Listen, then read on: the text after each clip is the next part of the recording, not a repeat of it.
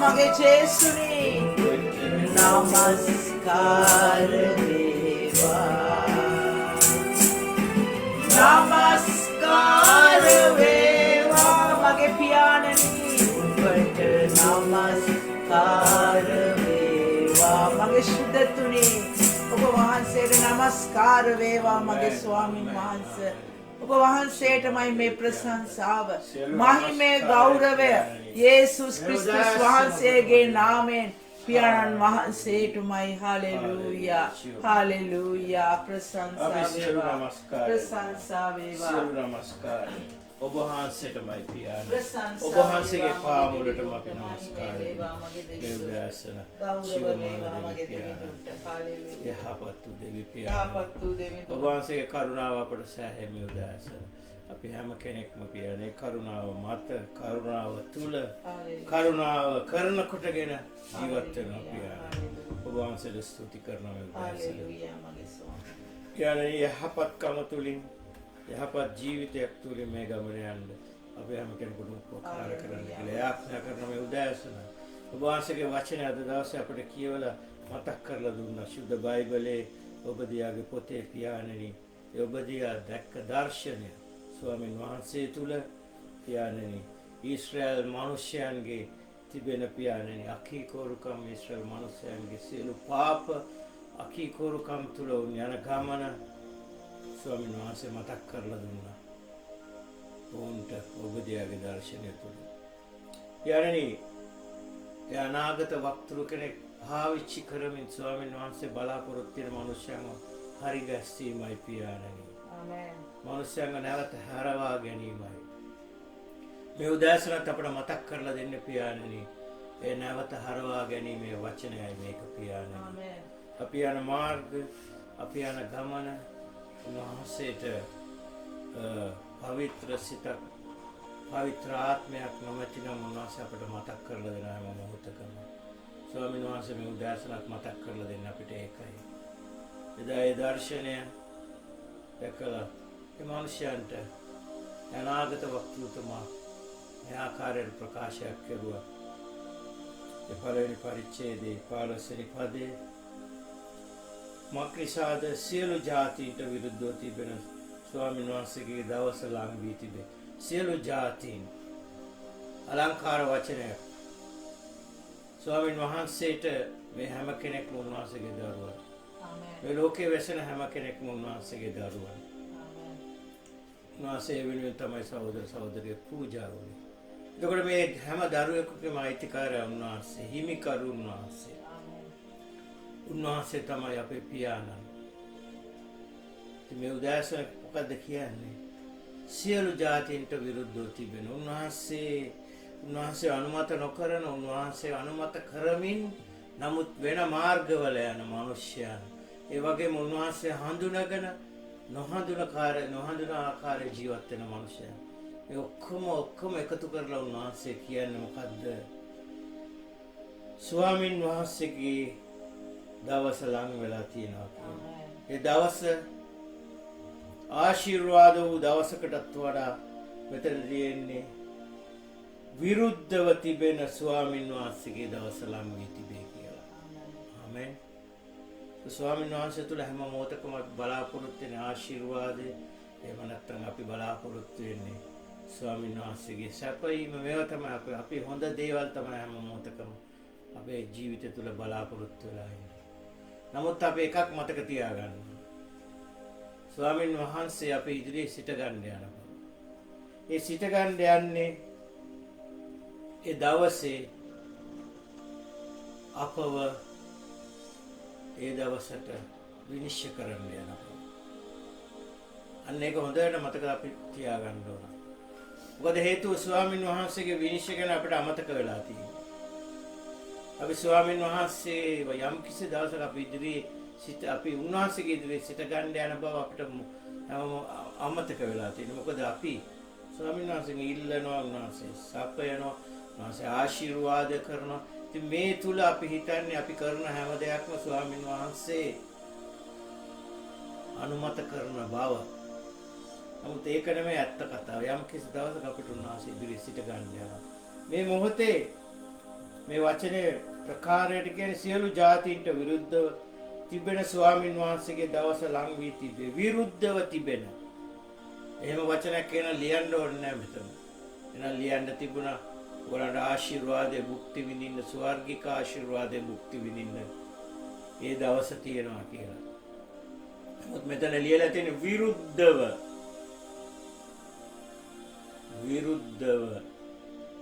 තිබෙන ස්වාමින් වහන්සේගේ දවස ලං වී තිබේ. ආමෙන්. හොඳට මතක තියාගන්න එපාදී. නුඹ කල හැටියටම නුඹට කරනවා ඇත. ආශිර්වාද. නුඹ කල හැටියට නුඹට කරනවා ඇත. එහෙනම් අපි උගත යුතු පාඩම මොකද්ද මේ උදෑසන? ඒ දවසට හිත ගන්නේ අපි ස්වාමින් වහන්සේ ඉදිරියේ අප කළ දේවල් වල ප්‍රතිඵලය භුක්ති විඳින්න. ආමෙන්. අපි මේ පොළොවේ බොහෝ දේවල් කරනවා. මේ ගමනේ බොහෝ දේවල් අප අතින් සිද්ධ වෙනවා.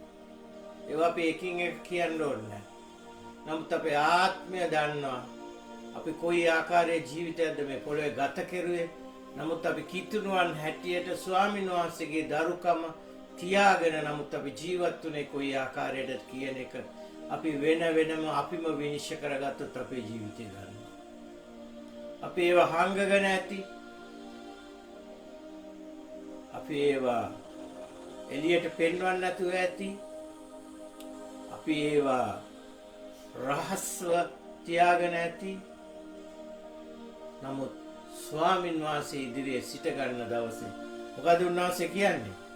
නුඹ කල හැටියටම නුඹට කරනවා ඇත. නුඹ කල දේ නුඹට ප්‍රතිඵල එදා දෙන්නේ. අනේතර හංගන්න හම්බ වෙන්නේ නැහැ කිසි දෙයක්. ඔක්කොම ස්වාමින් වහන්සේ එලිදරව් කරන්නේ. මේ ගමන අපි හොඳට මතක තියාගන්න ඕනේ. මේ ගමන අපි යන්නේ ස්වාමීන් වහන්සේ හරි ආශිර්වාද වූ දෙවි කෙනෙක්. අපේ පියාණන් වහන්සේ. උන්වහන්සේත් එක්කයි මේ ගමන යන්නේ. නමුත් යම් කිසි දවසක උන්වහන්සේ අපට විරුද්ධව ඉදිරියේ සිට ගන්න යනවා. නමුත් අපි උන්වහන්සේ සමග යන ගමන උන්වහන්සේගේ කැමැත්තට අපි මේ ජීවිතය ගත කරනවා නම් අපි කිසි බයක් වෙන්න ඕනේ නැහැ.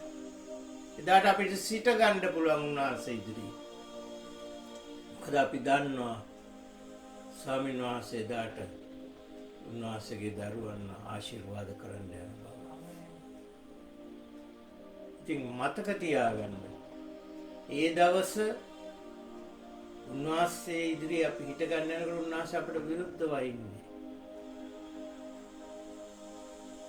ඔබ කර දේවල් ඔබට ආයෙ රිටර්න් එනවා කියලා කියනවා. නුඹ කළ හැටියටම නුඹේ ක්‍රියාවන් කරනවා. නුඹ කළ හැටියට. ඒක උංගා ප්‍රේසංගන වන සහෝදර සහෝදරි. අපිට පේන්නේ දැන් අපි දකින ස්වාමීන් වහන්සේ. ඊටමත් අනර්ග ප්‍රේමණීය දෙවි කෙනෙක්. ඒක මොකද උන්වහන්සේ අපේ හැම දෙයක්ම අපට සපයන දෙවි කෙනෙක් නිසා. උන්වහන්සේ ආකාරයේ දෙවි කෙනෙක් තමයි. නමුත් අපේ මේ තියෙන රහස් ජීවිතය එළි වෙන දවසක් වෙන බව මතක් කරගන්න. ඒ දවසට අපිට උන්වහන්සේගේ ඉදිරියේ මුහුණ දෙන්න වෙනවා. දැන් ඊශ්‍රායල් වංශයන්ටත් උනේ ඒකයි. ඕන් පුද පූජා කරනවා. ඕන් නැවත වරක් පාපය කරනවා. නැවත වරක් පූජාවක් කරනවා. මේ ආකාරයට උන්වහන්සේත් එක්ක ගමනක් ගියා. ස්වාමීන් වහන්සේට ඇති වෙලා තමයි කිව්වේ පූජාවල් එපා. නුඹලා කීකරු වෙන්න කියලා. අනේ ඒ ආකාරයට අදත් මේ උදෑසන අපිට කියන්නේ. අපි සභාවන් වලට යනවා, අපි ප්‍රශංසා කරනවා, අපි එලිපිට පූජා කරනවා, අපි දිව්‍යනාථගේ දරුවන් හැටියට අපේ ජීවිතේ හසුරුවාගෙන එළියෙන් ඉන්නවා. නමුත් අතුලාන්තේ අපේ කොයි ආකාරයකද ස්වාමීන් වහන්සේ දන්නවා. ඒවා එලි කරන්න යනවා උන්වහන්සේ. එදාට උන්වහන්සේගේ ඉදිරියේ අපි හිටගත්තම කැඩපතක් වගේම උන්වහන්සේට පේන අපේ අතුලාන්තය. අපි එලිපිට පමණක් ශුද්ධවන්තයන් වෙන්න බෑ සහෝදර සහෝදරි.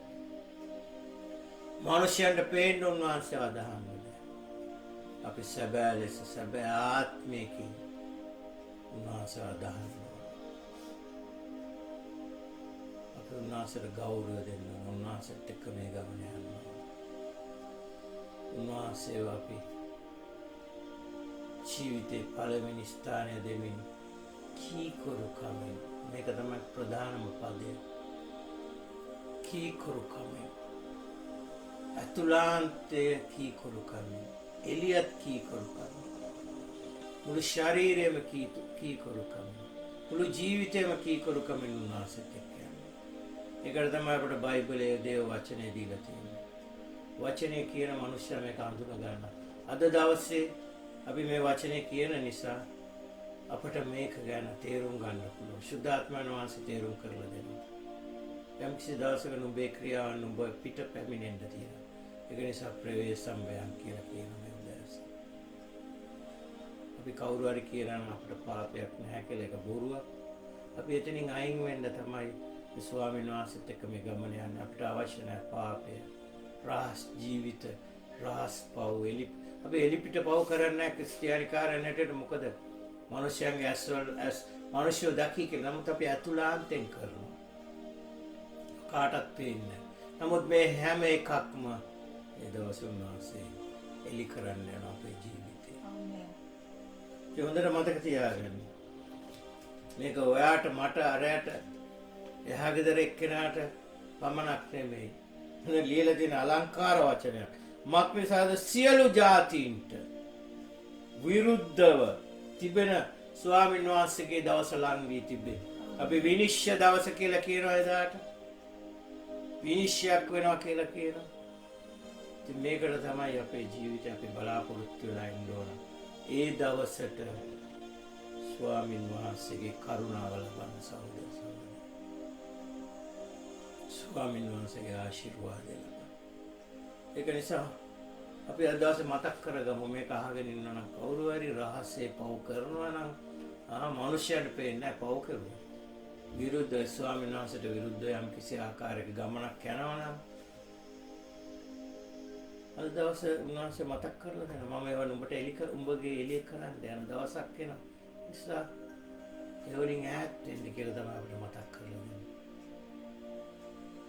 ඉතින් දේව දරුවන් හැටියට අපිට දෙබිඩි ජීවිතයක් ගත කරන්න බෑ සහෝදර සහෝදරි.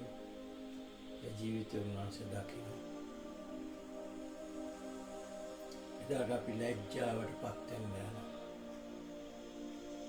ලැජ්ජාවට පත් වෙන්න යනවා. ස්වාමීන් වහන්සේගේ අපි මේ පොළවේ කරන කට්ට, කෛරාටික, සුසුදුසු ඒ හැම දෙයක්ම අපේ ජීවිතේ දවස් එළි වෙන්නේ. එදාට අපට සමාවක් නැහැ. සමාව ගන්නත් ඒක තමයි මේ අපි ජීවත් වෙන මේ පොළවේ මේ දවස්වල අපට ස්වාමීන් වහන්සේ ගැන වඩාත් අසන්නට ලැබෙන්නේ මේ කරුණාවේ කාලේ. හැම දෙයක්ම අපේ ජීවිතේම අයින් කරගන්න මතක් කරලා දෙනවා උන්වහන්සේ.